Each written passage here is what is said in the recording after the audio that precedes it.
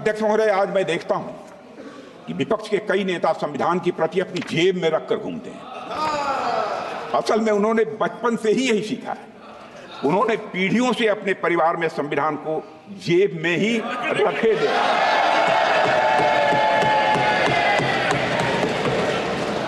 लेकिन अध्यक्ष महोदय, भारतीय जनता पार्टी संविधान को सिर माथे पर लगाती है। हमारा कमिटमेंट संविधान के प्रति पूरी तरह से साफ है। हमने कभी भी किसी इंस्टीट्यूशन की इंडिपेंडेंस और ऑटोनॉमी के साथ खिलवाड़ नहीं किया है। एक भी कोई ऐसी मिसाल नहीं मिली। संविधान के मूल्य हमारे लिए कहने या दिखाने भर की बात नहीं है अध्यक्ष महोदय। कहने या दिखाने भर की यह बात नहीं है। संविधान के मूल्य, संविधान के द्वारा दिखाया गया मार्ग, संविधान के सिद्धांत हमारे मन में, वचन में, कर्म में हर जगह दिखाई पड़ेंगे। अध्यक्ष महोदय, हमारे संविधान निर्माताओं ने हमें एक लिविंग डॉक्यूमेंट दिया है। लिविंग डॉक्यूमेंट दिया है अध्यक्ष महोदय, जो युगानुकूल परिवर्तन की जरूरत के साथ तेजी से आगे बढ़ रहा है। बाबा साहब अम्बेडकर से अन्य संविधान निर्माताओं ने भी यह माना था कि संविधान भविष्य की सभी संभावनाओं को नहीं भांप सकता है। इसलिए उन्होंने आने वाली पीढ़ियों को उसमें संशोधन करने का भी अधिकार दिया था। प्रधानमंत्री श्री नरेंद्र मोदी जी के नेतृत्व में हमारी सरकार ने पिछले 10 वर्षों में जो भी संवैधानिक संशोधन किए हैं, मैं दावे के साथ कह सकता हूं, उन सभी का उद्देश्य सिर्फ और सिर्फ संवैधानिक मूल्यों को सशक्त करना था अध्यक्ष महोदय। सामाजिक कल्याण था अध्यक्ष महोदय, लोगों का सशक्तिकरण था अध्यक्ष महोदय। हमने अनुच्छेद 370 को निरस्त किया ताकि भारत की अखंडता सुनिश्चित हो। नारी शक्ति बंधन अधिनियम से महिलाओं के सामाजिक व आर्थिक सशक्तिकरण का मार्ग हमने प्रशस्त किया है। आर्थिक रूप से कमजोर वर्ग के लिए 10% आरक्षण भी सामाजिक न्याय की यह भावना से ही प्रेरित था अध्यक्ष महोदय। और अध्यक्ष महोदय, 70 वर्षों से हमारा पुराना टैक्सेशन सिस्टम करोड़ों उद्यमियों के लिए तो एक समस्या था ही, यह देश की एकता में भी बाधक था। हमने जीएसटी कानून बनाया। यह कार्य फेडरलिज्म के संवैधानिक सिद्धांत को कायम रखते हुए सभी को साथ लेकर चलने के हमारे प्रयास को यह दर्शाता है। अब जीएसटी काउंसिल में राज्यों की सहमति से अध्यक्ष महोदय, जीएसटी काउंसिल में राज्यों की सहमति से टैक्स दरें निर्धारित की जाती हैं। इसमें ease of doing business ranking में सुधार हुआ है। लोगों का जीवन अध्यक्ष महोदय यह आसान हुआ है। अध्यक्ष महोदय, कांग्रेस की तरह हमने संविधान को कभी राजनीतिक हित साधने का जरिया नहीं बनाया है।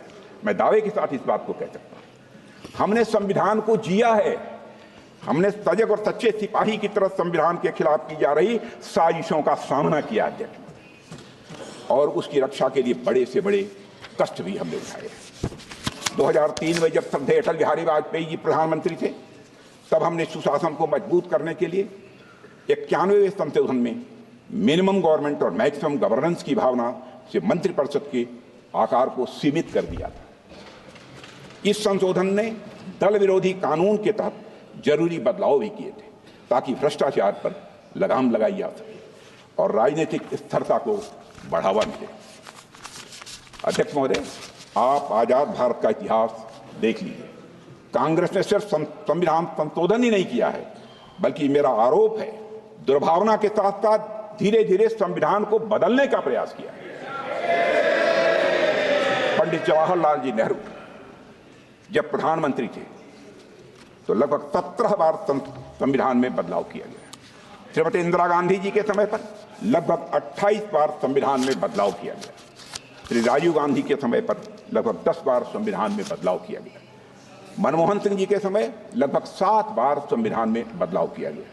कांग्रेस सरकारों द्वारा किए गए अधिकांश संवैधानिक संशोधन या तो विरोधियों और आलोचकों को चुप कराने के लिए किए गए या तो गलत नीतियों को लागू करने के लिए किए गए।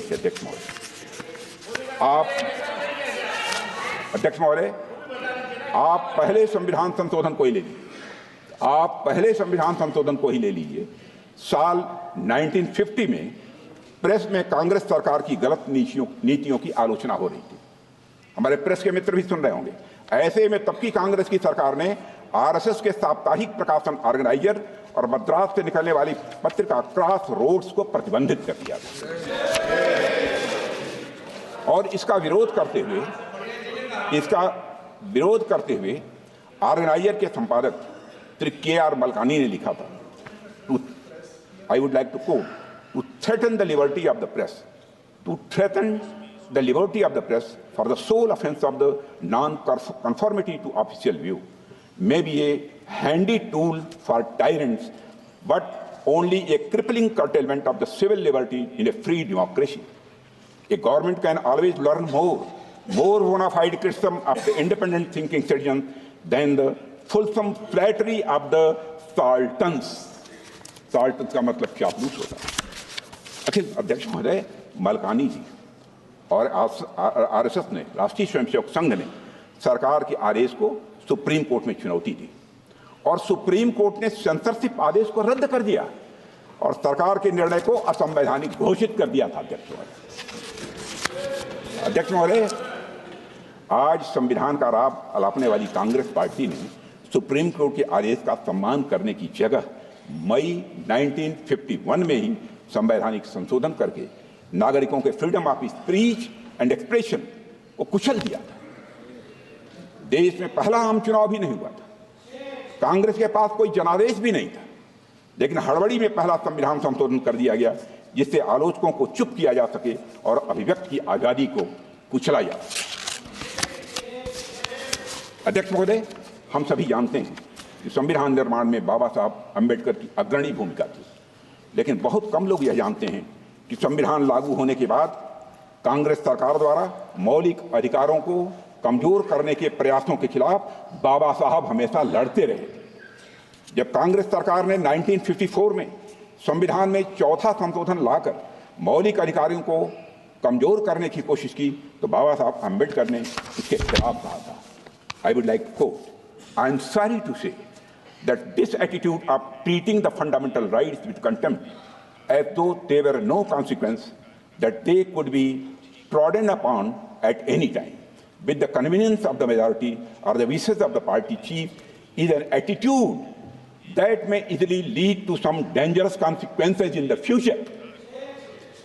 And I feel very sorry that even a matter of this sort, namely the infringement of or the deviation from fundamental rights, is being treated by the party in power as though it was a matter of no moment at all, unquote. अध्यक्ष महोदय, कांग्रेस और उसके नेताओं के द्वारा नागरिकों के मौलिक अधिकारों को कुचलने की जिस एटीट्यूड की बात बाबा साहब ने की थी, कांग्रेस ने उसी एटीट्यूड को सत्ता में होने के दौरान बार बार दोहराया है।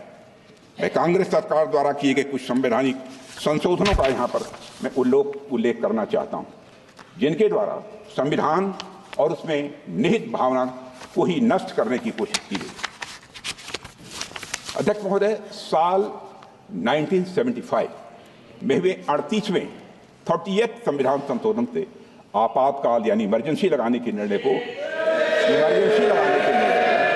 नॉन जस्टिशिएबल बनाने की कोशिश की गई। इलेक्शन लॉ अमेंडमेंट बिल लाया गया जिसका एकमात्र उद्देश्य उन सभी इलेक्टोरल मैल प्रैक्टिसेस को इम्यूनिटी देना था जिसके कारण श्रीमती इंदिरा गांधी के चुनाव को चुनौती दी गई। कल्पना कर सकते हैं अध्यक्ष महोदय, एक निंदनीय संशोधन जो अंततः लैप्स हो गया वह था 1976 में किया गया 41वां संविधान संशोधन विधेयक।